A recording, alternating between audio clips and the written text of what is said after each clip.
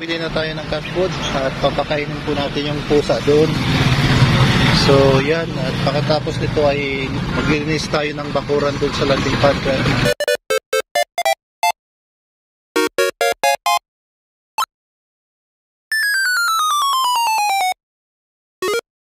Yan po, magandang araw po mga Kalinga Pakasaga. Nandito tayo sa landing pad Naga.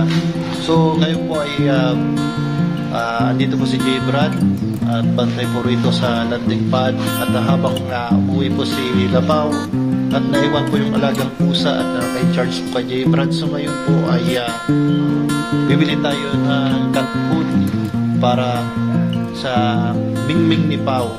So ngayon po ay mamaya ay maglilinis tayo pagkatapos dito sa pagbili natin ng cat food. Tara po, samahan niyo po ako. So yan, alis na po tayo at punta na tayo at bibili tayo ng cat food doon sa pusa na si Mingming. Nandito na tayo sa Happy Animals Play Shop. Bibili tayo ng cat food doon po sa pusa ni Pao.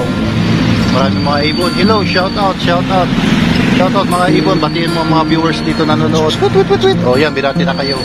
So papasok tayo dito sa bilihan ng cat food. Ito yung mga cat food. Bilihan ng cat food. Cat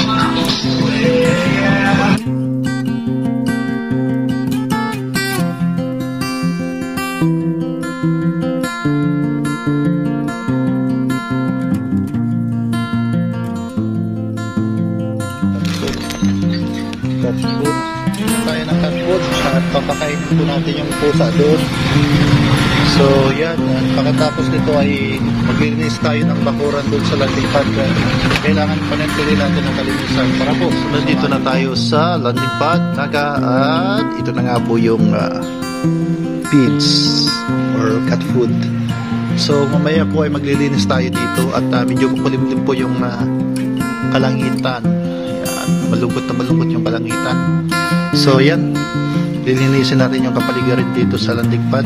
Keep on clean. Yan, mas maganda po. Yan. At pupunta dito si Kalampitos, yung ambassador susunod na araw. Nakatulog po si Jero, si J. Brad. At mamaya-maya po yung gigising habang inantay po natin gumising. Maglilinis muna tayo at magwawalis muna tayo dito sa landing pad. Tara sa mga.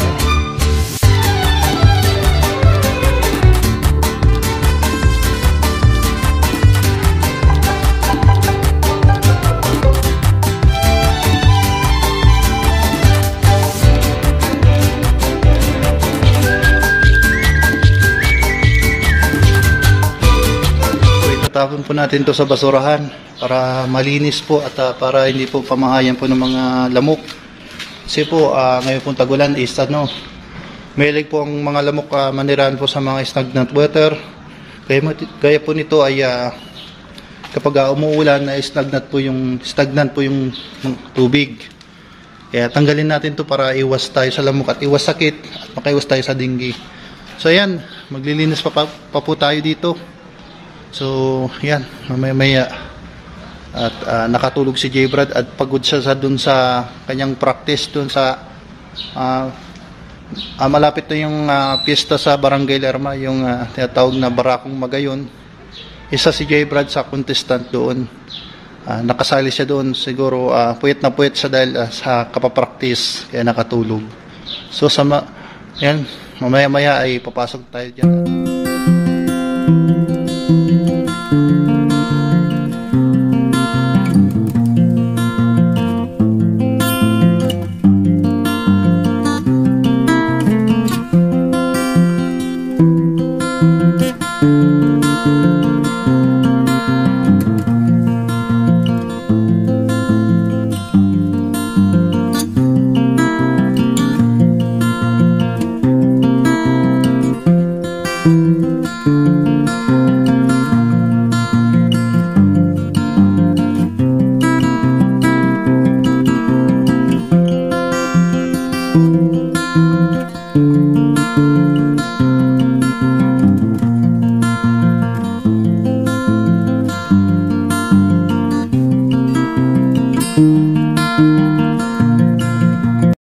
po, malinis na po yung kapaligiran dito sa landing pad.